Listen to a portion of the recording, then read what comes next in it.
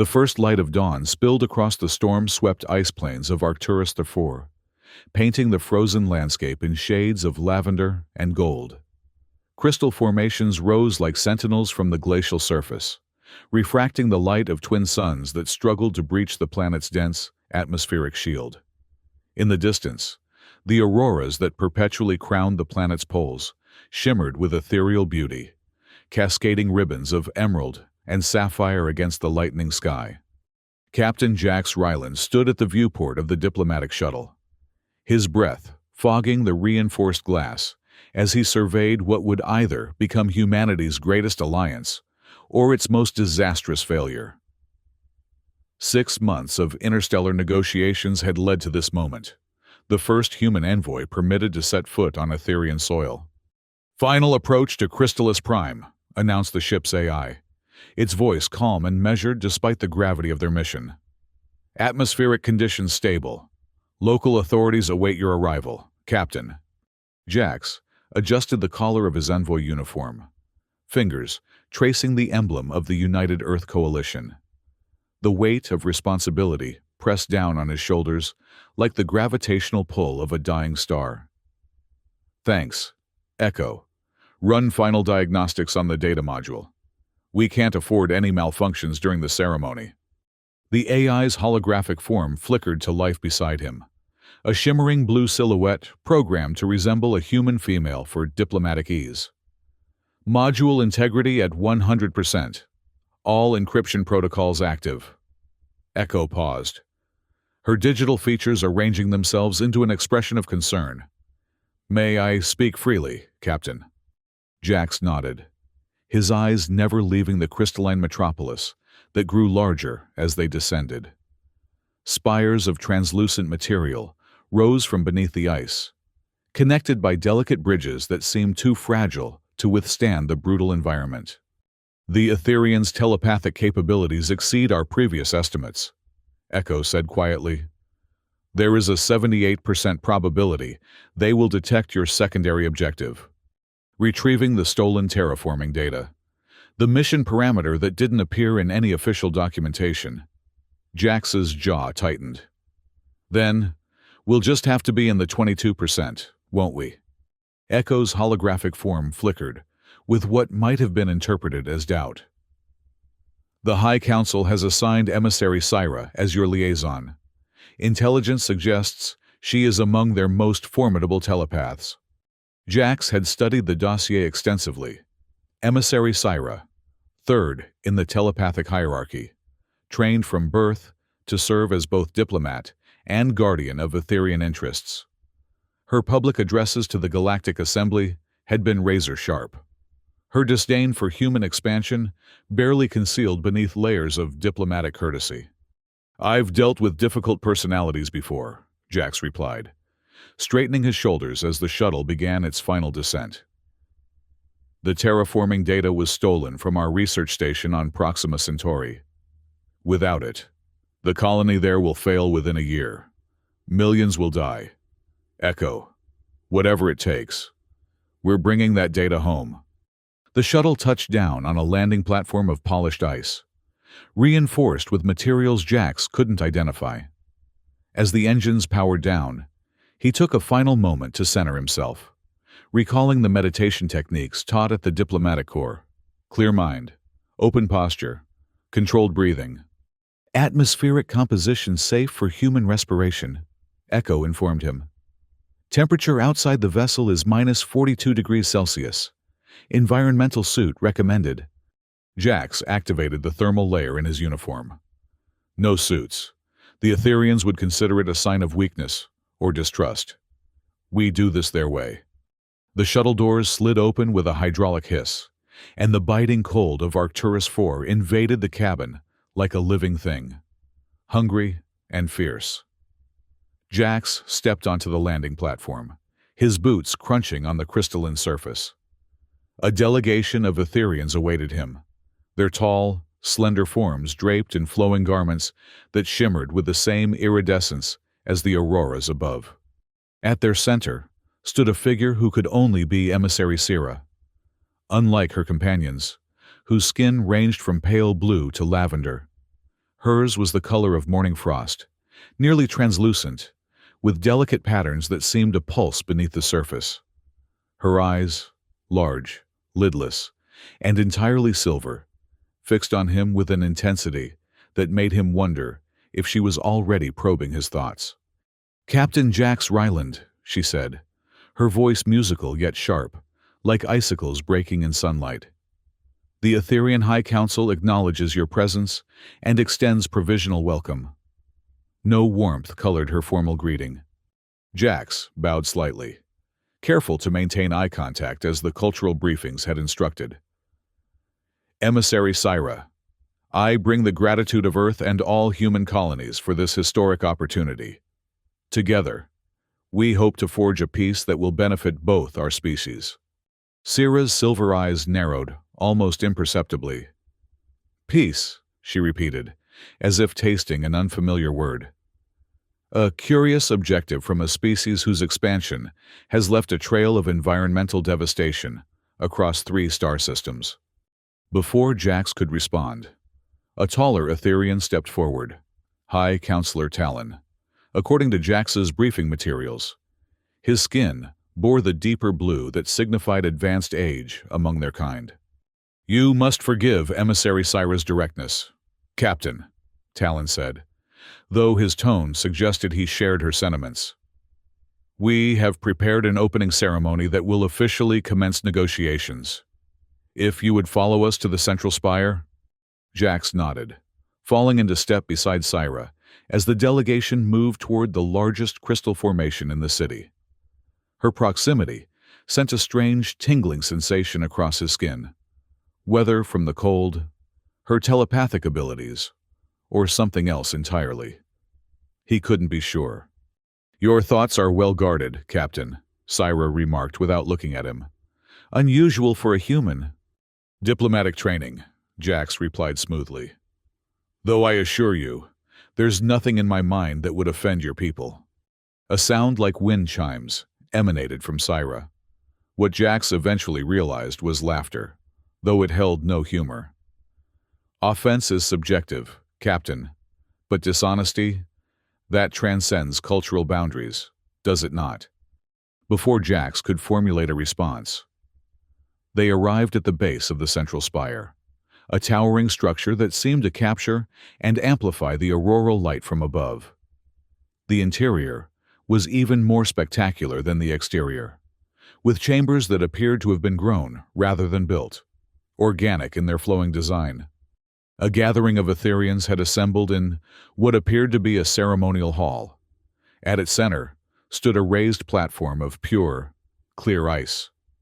High Counselor Talon gestured for Jax to step onto it. "As is our custom," Talon announced to the assembly. "The envoy will present his credentials and intentions before the gathered representatives of Etherian society."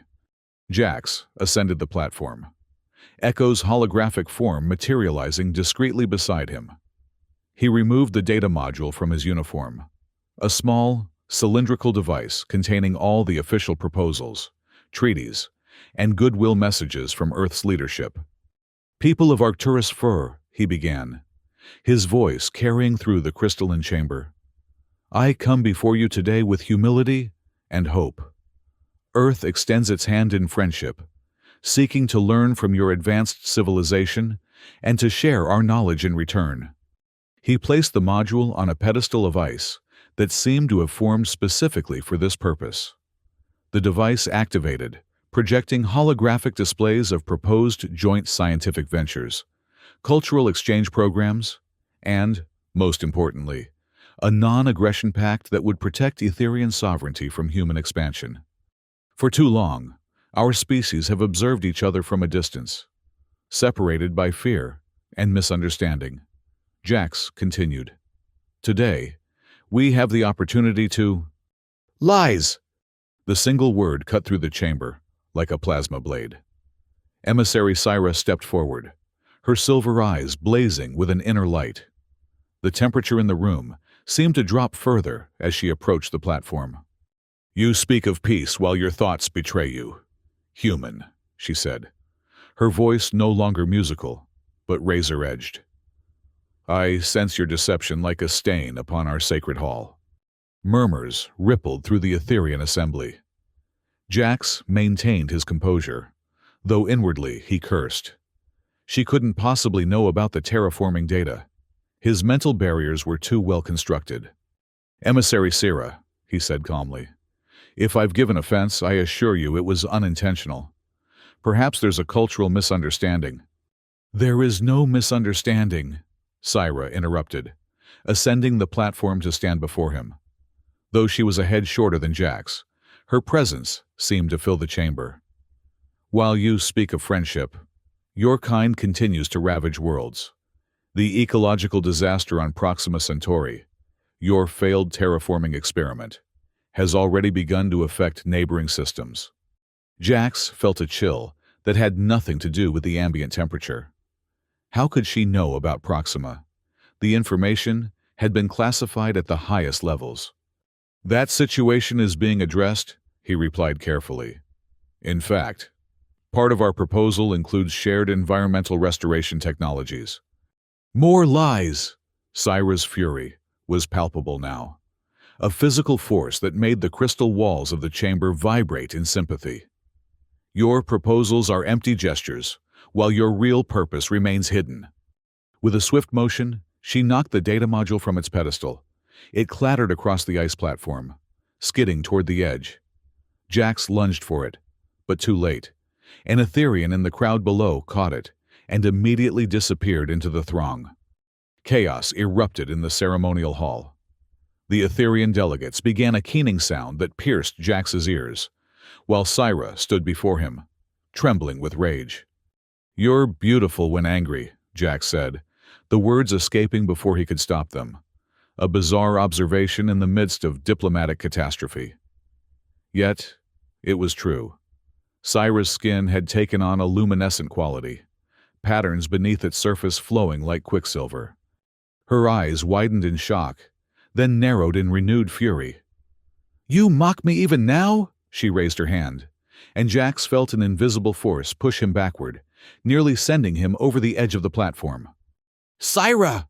High Counselor Talon's voice boomed through the chamber. "This is not our way!" She lowered her hand, but her gaze remained locked on Jax. "The human envoy will leave our world immediately. Negotiations are suspended." "The module," Jax said urgently. "I need it back. It contains vital—" "It contains lies," Sira cut him off. "And now it belongs to us." Jax stepped toward her, lowering his voice. "Listen to me. If I don't return with that module by the end of Arcturus's dawn cycle, my government will assume the worst. They'll interpret it as an act of aggression. Do you understand what that means?" For the first time, uncertainty flickered across Sira's features. "You threaten us with war?" "I'm trying to prevent one," Jax insisted. "That module contains more than just proposals. It has verification codes, authentication sequences that prove I completed my mission peacefully. Without it—" He let the implication hang in the frigid air between them. Sira studied him for a long moment, her silver eyes seeming to look through him rather than at him. Finally, she turned to Talon. "I will retrieve the module," she announced. "The human envoy will remain under guard until my return." "I'm coming with you," Jax said immediately. "You are in no position to make demands," Sira replied coldly. "It's not a demand. It's a statement of fact." Jax stepped closer, lowering his voice again. "I have a subdermal tracker linked to that module. I can lead you straight to it." This was a lie. There was no tracker. But Jax needed to stay with Sira, to ensure the module was recovered and, more importantly, to complete his true mission of retrieving the stolen terraforming data. Sira's expression suggested she didn't believe him. But after a brief telepathic exchange with Talon, their eyes locking in silent communication, she nodded curtly. "Very well. But know this, human. If you attempt to deceive me again, I will leave your frozen corpse for the ice crawlers." With that pleasant thought, Sira swept from the platform, clearly expecting Jax to follow. He glanced at Echo, who nodded almost imperceptibly. The AI would remain behind, gathering whatever intelligence she could while maintaining the shuttle's readiness for a potential emergency departure. Jax followed Syra through the crystalline corridors of the central spire and out onto a vast plaza, paved with the same mysterious ice-like material as the landing platform. The twin suns of Arcturus had risen higher now, their light creating rainbow refractions wherever it touched the city's surfaces. "The thief will have headed for the frost forests," Syra said, gesturing toward a dense growth of crystalline structures at the city's edge.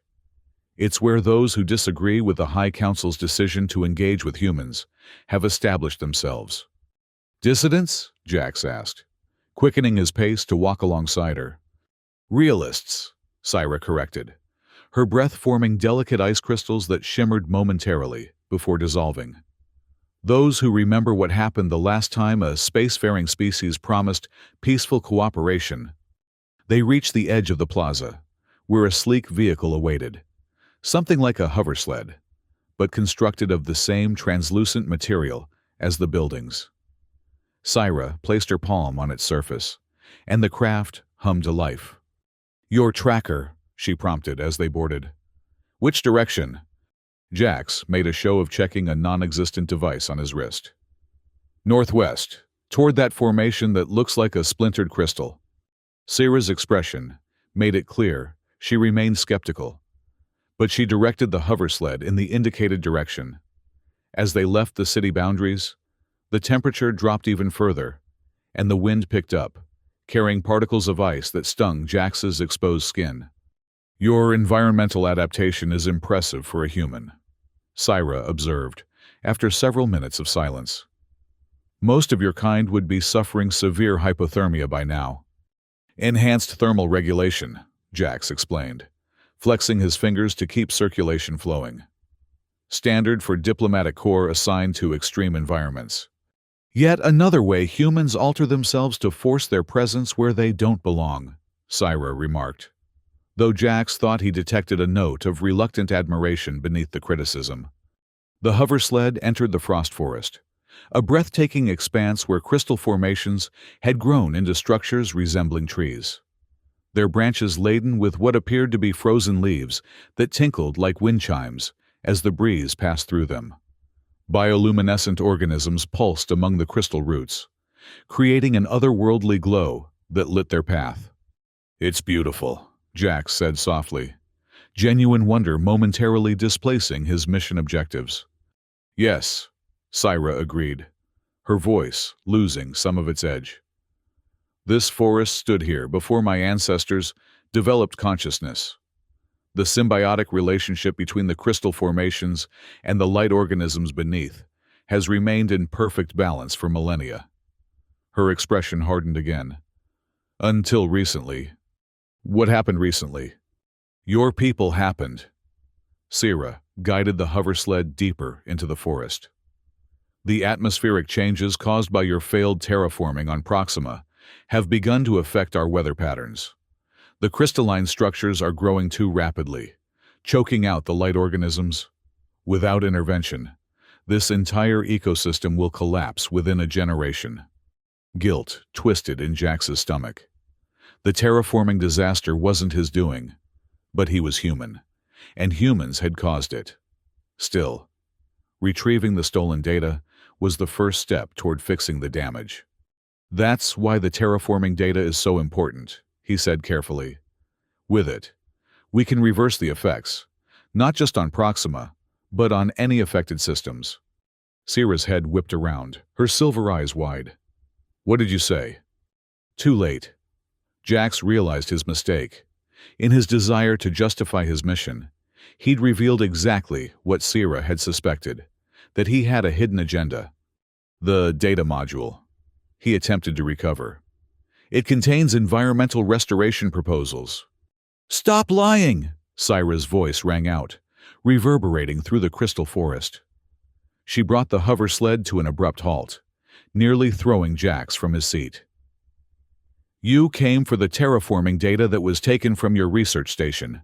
Admit it." Jax's mind raced. Denial would only make things worse now. Yes, he finally acknowledged. But not for the reasons you think. Without that data, we can't fix what went wrong. Proxima will become uninhabitable, and the effects will continue to spread, including to Arcturus 4. Sierra's expression was unreadable. So your true mission was theft? Recovery, Jax corrected. The data was stolen from us first. We have reason to believe it was taken by Etherian operatives. Impossible, Syra dismissed immediately. We have no interest in your destructive technologies. A high-pitched whine cut through their conversation, the sound of an energy weapon powering up. Jax reacted instinctively, tackling Syra as a blast of blue energy sizzled through the space where she'd been standing. They tumbled from the hover sled onto the crystalline ground below. Stay down, Jax ordered, pulling his own sidearm. A non-lethal pulse emitter that had somehow made it through the Etherian security protocols. 3 figures emerged from behind the crystal trees. Humanoid, but definitely not Etherian. Their features were obscured by environmental masks, and they wore thermal suits designed for the brutal cold. Smugglers, Syra hissed from beneath Jax. The human disease spreads even here. Not all humans, Jax muttered, firing a pulse that sent one of the attackers sprawling. And right now, not the point. The remaining smugglers opened fire again, forcing Jax and Syra to roll behind a large crystal formation for cover. Pressed together in the confined space, Jax became acutely aware of the strange warmth emanating from Syra's body, contrary to her ice-like appearance. I don't suppose you have some useful telepathic trick that could help us right now, Jax asked, risking a glance around their cover. My abilities require concentration, Syra replied tersely. Difficult to achieve while being shot at by your fellow humans. Not my fellows, Jax corrected, firing another pulse that went wide. Probably working for Veros. The Smuggler King, Syra's eyes widened. He's involved in this? Jax nodded grimly. Interstellar Criminal Enterprise. He's been trying to get his hands on advanced terraforming tech for years. Perfect for creating designer drug planets or weaponizing against enemies. A blast hit their crystal shelter, sending fragments showering over them. Jax instinctively shielded Syra with his body, feeling the sharp edges cut through his uniform and into his skin. You're bleeding, Syra observed, a note of surprise in her voice. Happens to us fragile humans, Jax replied through gritted teeth. Listen, we're pinned down here. Any suggestions? Syra's expression became distant for a moment, her eyes unfocusing. There's a network of ice tunnels beneath us. The light organisms create them as they migrate. She placed her palm against the ground, and to Jax's astonishment, the crystalline surface began to soften and reshape, forming an opening just large enough for them to slip through. How did you... Questions later, Syra cut him off, already sliding into the newly formed passage. Unless you prefer to stay and exchange pleasantries with your non-fellows. Another energy blast decided the matter for Jax. He followed Syra into the tunnel, which sealed itself behind them as if it had never existed. They found themselves in a narrow passage, illuminated by the same bioluminescent organisms that lit the forest floor, casting everything in a soft blue glow. This way, Syra said, crawling forward. The tunnels lead toward the abandoned terraforming station at the forest's edge.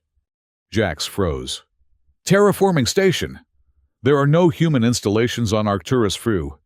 Syra continued moving, forcing Jax to follow or be left behind. Not human. Etherian. From before we understood the delicate balance of our world.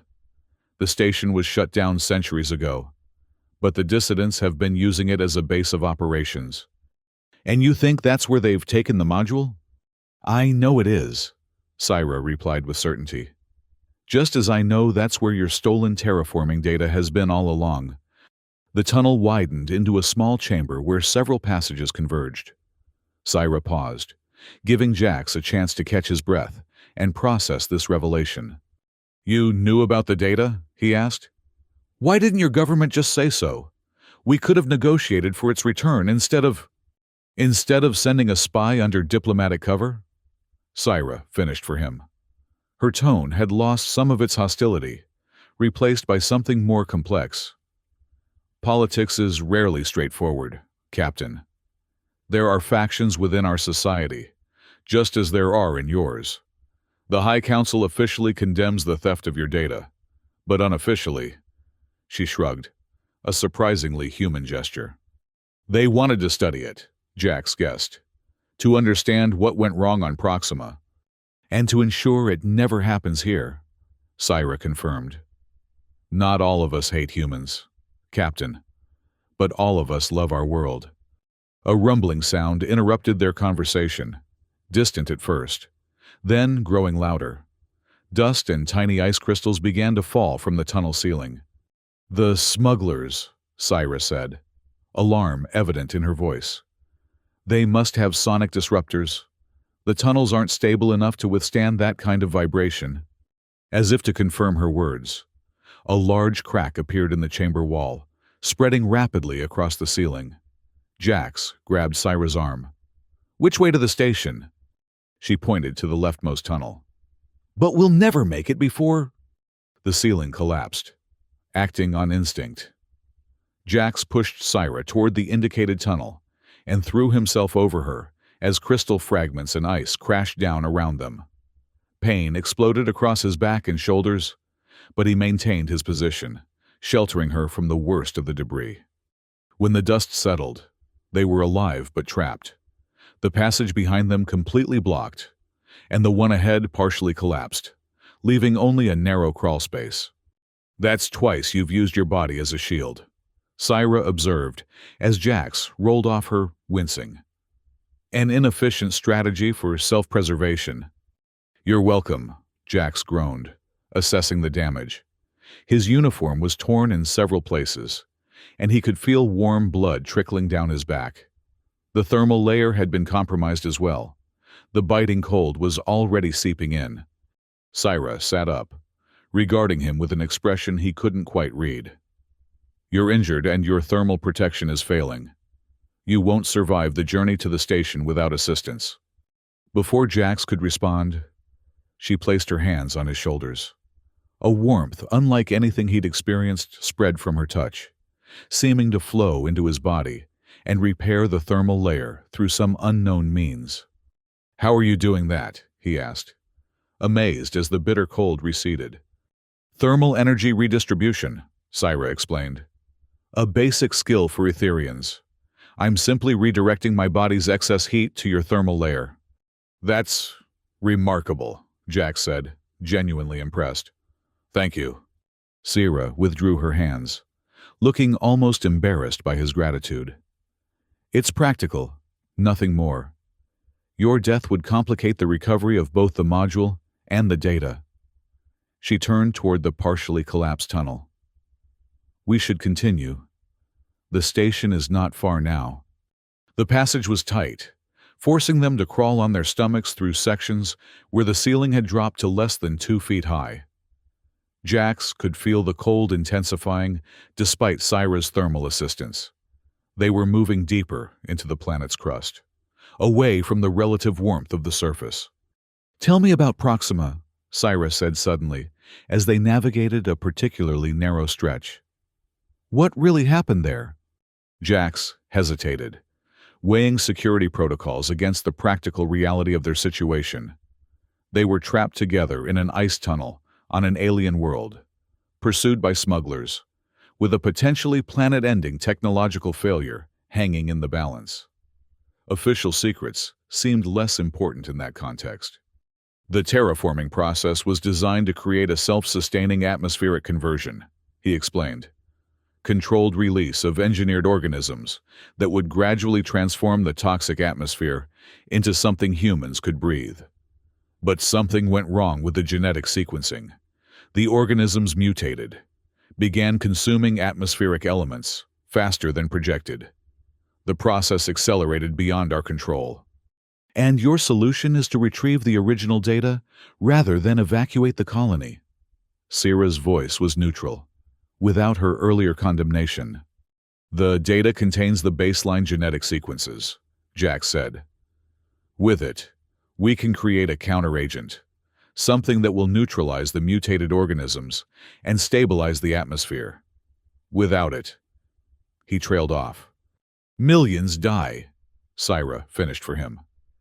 And the environmental cascade potentially affects neighboring systems, including Arcturus. Yes. They crawled in silence for several minutes, the only sound their breathing, and the occasional creak of crystal formations shifting above them. The alternative, Syra finally said, is that humans accept that not every world is meant for them. That adaptation has limits. That some environments should remain as they are. That's not a practical solution for the people already living on Proxima, Jax countered. No, Syra acknowledged. But it might be for future colonies. She paused. Your wounds. I can sense the pain you're suppressing. How severe are they? I'll live, Jax assured her. Though in truth, the combination of injuries, cold, and exertion was taking its toll. Are we getting close to this station? Yes. There's a larger chamber ahead where we can rest briefly before the final stretch. The chamber, when they reached it, was breathtaking despite their dire circumstances. The ceiling rose at least 20 feet above them, formed entirely of clear ice that allowed the light from above to filter through in prismatic patterns. The bioluminescent organisms were more concentrated here, creating swirling patterns across the walls and floor. Jax sank down against one wall, allowing himself a moment to catch his breath. Syra remained standing, her silver eyes reflecting the blue glow of the organisms as she studied their surroundings. We used to come to chambers like this as children, she said softly, to learn communion with the light organisms. They respond to thought patterns, see? She extended her hand, and the glowing creatures swarmed toward it, forming complex patterns that shifted and flowed with subtle changes in her expression. It's beautiful, Jax said, watching as the light seemed to dance around her slender form. Your entire world is beautiful in ways I never imagined. Syra turned to him, the luminescence casting ethereal patterns across her frost-pale skin. Yet your people would change it, reshape it to suit human needs. Not all changes are destructive, Jax argued, though without the defensiveness that had characterized their earlier exchanges. Adaptation, evolution, these are natural processes. The problem comes when we force change too quickly, without understanding the consequences. A surprisingly nuanced perspective for a human diplomat, Syra remarked, though her tone held no mockery now. I'm full of surprises, Jax replied with a slight smile. For instance, I make excellent Mujava tea. I can recite the complete works of Shakespeare from memory, and I once outran a Jovian sandbeetle with a sprained ankle. A sound like wind chimes filled the chamber, Syra's laughter, but genuine this time, not the cold, dismissive sound from earlier. Now you're simply boasting, Captain. Jax, he corrected. If we're going to be crawling through ice tunnels together, you might as well use my name. Syra seemed to consider this, then nodded. Jax. His name and her musical voice sent an unexpected warmth through him that had nothing to do with thermal regulation. The moment was shattered by a distant rumbling, different from the sonic disruptors, deeper and more rhythmic. What is that? Jax asked, pushing himself to his feet despite protesting muscles. Syra's expression grew serious. The station's generators. Someone has activated them. She moved toward the tunnel on the far side of the chamber. We must hurry. If they're powering up the terraforming systems... She didn't need to finish the thought. An abandoned, centuries-old terraforming station coming back online could have catastrophic consequences for Arcturus Phi's delicate ecosystem. The final stretch of tunnel sloped upward, eventually opening into what appeared to be a maintenance shaft. Syra climbed out first, then helped Jax, whose injuries were making vertical movement increasingly difficult. They found themselves in a vast chamber, filled with machinery, that looked both organic and mechanical. Curved structures of crystal and metal that pulsed with an inner light. "The control center will be one level up," Syra whispered, pointing to a spiral staircase that wound around a central column. "We should—" The sound of voices interrupted her. Human voices. Jax pulled Syra behind a large console, just as three figures entered the chamber. The smugglers from the forest. Now without their environmental masks. 2 men and a woman. All bearing the hardened look of career criminals. "Varos wants the system online in 20 minutes, the woman was saying. "Just enough for a demonstration before the buyer arrives." "Cutting it close," one of the men replied, checking a device strapped to his wrist. "The Etherean security patrols will detect the power signature soon. By then we'll be off-world with enough credits to buy our own planet," the woman said dismissively. "Just make sure the containment fields are stable. One leak of this stuff and we'll be crystallized before we can reach the ship." They continued through the chamber and up the spiral staircase, unaware of the observers behind the console. "They're going to activate the terraforming system," Syra whispered, horror evident in her voice. "Even a short demonstration could destabilize the entire region." "And my module?" Jax asked. "The data?" "Likely in the control center with them. It would make sense to keep everything together." Syra's silver eyes narrowed in concentration. "I can sense 4 minds above us, the 3 we saw plus another. Their thoughts are chaotic, driven by greed. Can you influence them? Make them leave?" Syra shook her head. "Not from this distance, and not all at once. I would need to be closer. And even then, humans are more resistant to telepathic suggestion than Etherians." Jax considered their options. They were outnumbered, and at least one of the smugglers had been carrying an energy weapon. His own pulse emitter had limited range and power. "We need a distraction," he decided. "Something to divide their attention while we get to the control center." Syra's gaze fell on a panel of crystal switches near the base of the central column. "The environmental systems," she said. "If we trigger an emergency shutdown, the safety protocols would seal off sections of the facility. They'd have to split up to override it. Can you do it without alerting them?" In answer, Syra moved silently to the panel, her fingers hovering over the crystalline controls.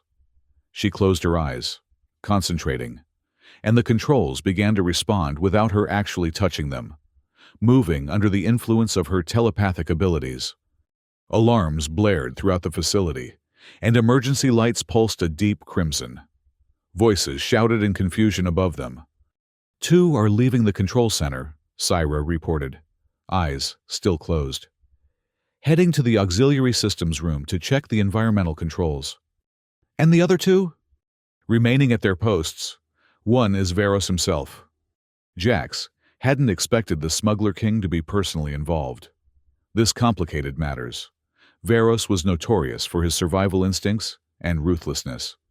"We need to move now, while they're separated," Jax said, checking his pulse emitter. "I'll take point. You stay behind me."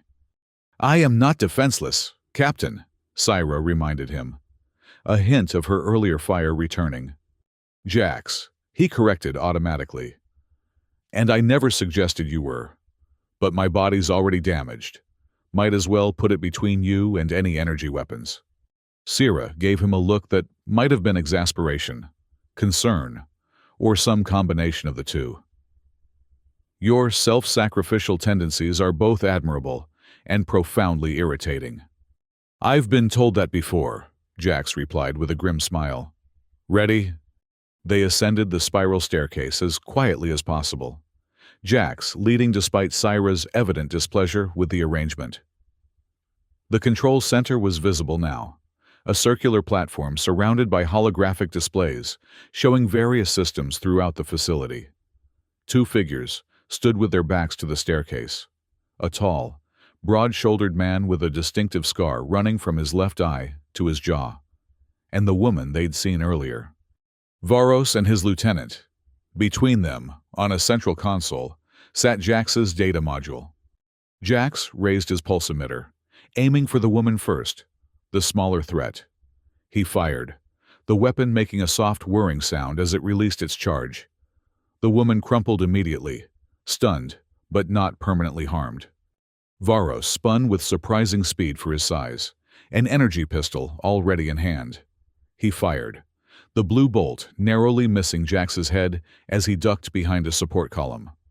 "Federation Diplomatic Corps," Varos said, his voice a deep rumble that matched his imposing physique. "Long way from home, aren't you, Captain? And with such interesting company." His gaze shifted to Syra, who had taken cover behind a different column. "It's over. Varos," Jax called. "Etherian security forces are already on their way. Surrender now and you might avoid execution." Varos laughed, the sound echoing through the control center. "Always the diplomat, even when lying through your teeth. We both know no alarm has been triggered yet.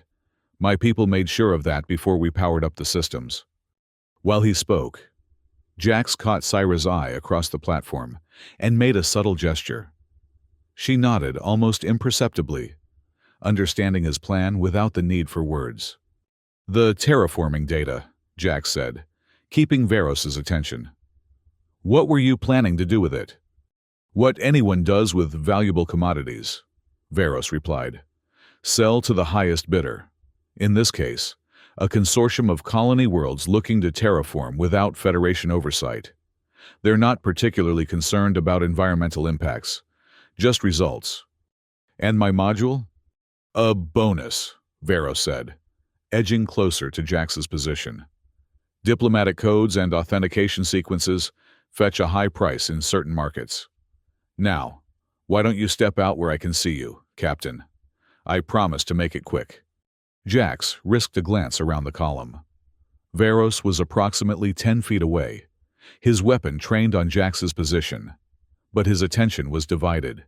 He kept glancing at the facility's entrance, clearly concerned about his overdue companions. "Now." Jax rolled from behind the column, firing his pulsimeter as he moved. The shot went wide, but it forced Varos to retreat, giving Syra the opening she needed. She emerged from her hiding place, her silver eyes blazing with concentration. Varos suddenly stiffened, his arms rigid at his sides, the energy pistol dropping from nerveless fingers. "What is this?" he ground out, fighting against the invisible force that held him. "Telepathic immobilization," Syra explained, her voice strained with effort. "A defense mechanism my people evolved long before yours discovered fire. I'm afraid it's rather painful for a non-telepathic mind." Varos's face contorted in agony, but he continued to resist, managing to move one foot slightly forward. "Won't hold me long," he gasped. "It doesn't need to," Jax said, retrieving his data module from the console. "Just long enough." He quickly examined the terraforming controls, identifying the primary power regulation system. With a series of commands, he initiated an emergency shutdown sequence designed to safely deactivate the ancient machinery. "Jax," Syra called, her voice tense. "I can't maintain this much longer. His mind is unusually resistant." Varos had managed to extend one arm toward a secondary console, one that Jax realized, with a surge of alarm, controlled the facility's self-destruct mechanism. "Syra, drop him now!" Jax shouted, diving toward Varos as the smuggler's fingers brushed the activation panel. Syra released her telepathic hold, and Varos collapsed forward. But his momentum carried his hand across the panel, initiating the sequence. A new alarm blared through the facility, this one a pulsing, two-tone sound that left no doubt as to its meaning. "Facility self-destruct initiated," announced an automated voice in the Etherian language. "Detonation in 300 seconds. Varos laughed weakly as Jax pinned him to the floor. "Seems we'll all be meeting our ancestors today, Captain." A pulse blast at point-blank range silenced the smuggler king, rendering him unconscious. Jax turned to Syra, who was already examining the self-destruct controls. "Can you deactivate it?" he asked, joining her at the panel. Her slender fingers moved across the crystalline interface, but the controls remained unresponsive. "It's locked out. A failsafe to prevent unauthorized abortion of the sequence." She looked up, her silver eyes reflecting the pulsing emergency lights. "Jax, this facility's power core is connected to a major fault line. If it detonates, half the continent goes with it," Jax finished grimly, "including Crystalis Prime." 270 seconds to detonation, the automated voice reminded them. Jax's mind raced. The facility was too old, the systems too alien for him to hack or override in the time they had. They needed to evacuate. But even if they made it out, the destruction would be catastrophic for Arcturus 4. Unless... "The terraforming data," he said suddenly. "It contains stabilization algorithms for volatile environmental reactions. If we could upload it to the facility's main computer, it might contain the explosion within the facility itself," Syra finished, following his reasoning. "But the data formats are incompatible. Etherian systems use crystalline quantum processing. Your data module uses standard Federation tech. Then we need an interface." Jax looked around desperately, his gaze falling on Echo's holographic communicator, which he'd kept on his wrist. "Echo can translate the data, but I'll need to connect her directly to the main system." 240 seconds to detonation. Working quickly, Jax removed the communicator and located the facility's primary data port, a crystalline receptor designed to interface with Etherian technology. "Echo, can you hear me?" The AI's voice emerged from the small device, distorted but functional. "Yes, Captain. I detect an emergency situation. I need you to translate the terraforming data into a format compatible with Etherian quantum systems, then upload it as a containment protocol for an imminent core detonation." "Processing request," Echo replied. "Compatibility issues detected. Direct neural interface required for translation parameters." Jax looked at Syra. "She needs telepathic guidance to understand the Etherian data architecture." 210 seconds to detonation. Syra hesitated only briefly before nodding. "Connect her to the port. I'll establish the interface." Jax inserted Echo's communicator into the crystalline receptor. Immediately, the holographic display lit up with streams of data too fast for human eyes to follow. Syra placed her hands on either side of the receptor, her eyes closing in concentration. The patterns beneath her skin began to pulse in rhythm with the data flow. "Neural interface established," Echo announced. "Beginning translation process. Estimated completion time, 180 seconds. "That's cutting it close," Jax muttered. 180 seconds to detonation. Around them, the facility systems began to fluctuate as Echo's presence interacted with the ancient Etherian technology. Lights dimmed and brightened in irregular patterns. Holographic displays flickered between Federation and Etherian script. "Is it working?" Jax asked, unable to interpret the chaotic data streams. Syra didn't respond, her concentration entirely focused on maintaining the telepathic bridge between Echo and the Etherian systems. The patterns beneath her skin were moving more rapidly now, and what looked like tiny fractures had begun to appear across her crystalline armor. "Syra, you're hurting yourself," Jax realized, alarmed. "The interface is too intense." 150 seconds to detonation. "Translation at 60%, Echo reported. "Detecting system resistance. The facility's AI is fighting the integration." Syra gasped, a sound of pain that sent a spike of fear through Jax. One of the fractures in her armor had widened, revealing what looked like raw energy beneath. "Syra, stop," Jax pleaded. "We'll find another way." Her eyes opened, silver now blazing with inner light. "There is no other way," she said, her voice strained. The translation must complete. Not at the cost of your life.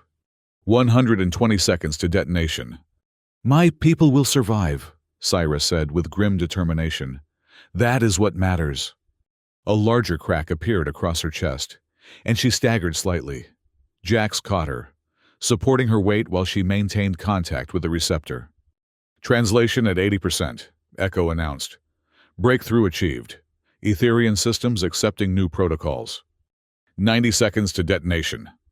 The facility began to vibrate as the power core reached critical levels. Equipment not secured to the floor started to slide across the tilting platform. Jax braced himself and Syra against the central console, refusing to let go even as the shaking intensified.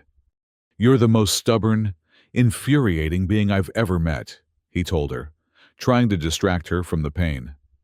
And also the most magnificent. A ghost of a smile touched Syra's lips, despite her obvious agony. Diplomatic flattery, Captain? Jax, he corrected automatically. And no, just the truth. 60 seconds to detonation. Translation complete, Echo announced. Uploading containment protocols now. Syra's hands fell away from the receptor, her strength finally failing. Jax caught her as she collapsed, cradling her against his chest. The fractures in her crystalline armor had spread across her entire body, light pulsing beneath the broken surface. Did it work? She asked weakly. We'll know soon enough, Jax replied, his eyes on the countdown display. 30 seconds to detonation. Around them, the facility systems were changing, reconfiguring themselves to implement the new protocols. The violent shaking had subsided, replaced by a deep, resonant hum that seemed to emanate from the very walls. Core containment fields engaging, Echo reported. Recalibrating detonation parameters. 10 seconds to detonation. Jax held Syra tighter, shielding her with his body one final time as the countdown reached its conclusion. Whatever happens, he said softly, I'm glad I met you, Emissary Syra. As am I, Captain Jax Ryland, she replied, her silver eyes meeting his. The countdown reached 0. Instead of the expected catastrophic explosion, a wave of energy pulsed outward from the power core, washing over them like heat from a distant fire. The facility's lights dimmed momentarily, then stabilized at a lower intensity. Detonation contained, Echo announced. Core energy successfully redirected into subsidiary systems. Facility entering safe shutdown mode. Jax released a breath he hadn't realized he was holding. We did it. Syra stirred in his arms, the fractures in her armor slowly beginning to seal themselves. The translation worked, she said, wonder in her voice. Your data saved us. Our cooperation saved us, Jax corrected gently. Neither of us could have done it alone. He helped her to her feet, noting with relief that her strength seemed to be returning as her armor repaired itself. The patterns beneath her skin had resumed their normal, gentle flow. The module, Syra said suddenly. And the terraforming data. Did you recover them? Jax patted his uniform pocket, where both now safely resided. Mission accomplished, on both counts. He hesitated. What happens now? I assume your government won't be thrilled about an unauthorized excursion to a forbidden facility, even if we did prevent its destruction. Syra considered this, her expression thoughtful. The High Council values results above all else. We prevented an environmental catastrophe and neutralized a criminal threat to both our worlds. A small smile curved her lips. I believe diplomatic relations can be salvaged. And the terraforming data? Should be shared, Syra said decisively. With proper oversight from both our peoples, what happened on Proxima must not be repeated. But neither can we allow the damage to spread unchecked. The first light of dawn was fading as they emerged from the facility. The twin suns of Arcturus Thorf now high in the lavender sky. The ice plains stretched before them, glittering like fields of diamonds under the clear light. In the distance, The crystalline spires of Crystallis Prime rose majestically against the backdrop of perpetual auroras. "It's beautiful," Jax said softly, the words an echo of his earlier observation in the frost forest. "Yes," Syra agreed, but when he turned to look at her, he found her gaze fixed not on the landscape but on him. Her hand, cool and smooth, reached for his, fingers intertwining in a gesture that transcended cultural boundaries. "Your anger moved me, Jax Ryland," she said. "Your passion for your people, your willingness to risk everything to save them. But it was your compassion that truly melted my heart." "You're beautiful when angry," Jax replied with a smile, repeating his earlier, ill-timed observation. "But you're breathtaking when you hope." As the new day dawned over Arcturus IV, human and Etherean stood together on the ice plains, their joined hands a promise between two worlds, a beginning born from the ashes of what might have been an end. The data module lay between them, no longer a symbol of division, but a bridge connecting their peoples through shared knowledge and responsibility. And as the auroras shimmered overhead, their light reflecting in Syra's silver eyes, Jax realized that the true treasure he'd found on this frozen world had nothing to do with terraforming data or diplomatic protocols. It was the discovery that across the vast gulfs of space, across differences in biology and culture, in atmosphere and evolution, the capacity for connection remained the universe's most powerful force. Stronger than anger, more enduring than ice, as fundamental as the light that brought life to even the coldest worlds.